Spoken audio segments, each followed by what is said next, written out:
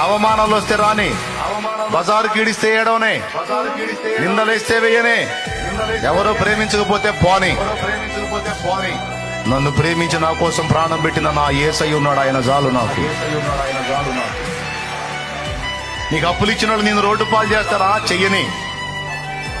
నా తండ్రి సెలవు లేకుండా నన్ను అవమానపరచగల వాడెవడు?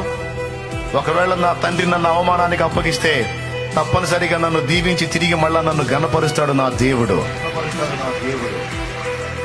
నా దేవుడు బలహీనుడు అయితే కదా నేను చావాలి.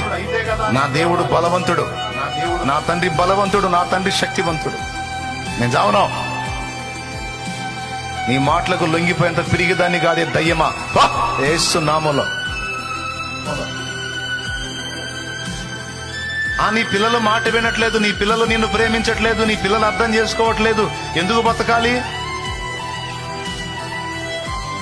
నా పిల్లలు నన్ను అర్థం చేసుకోకపోతే, నా పిల్లలు నన్ను పట్టించుకోకపోతే ఇక నాకు జీవితమే లేదా, దిక్కే లేదా? నాకు దేవుడు ఉన్నాడు.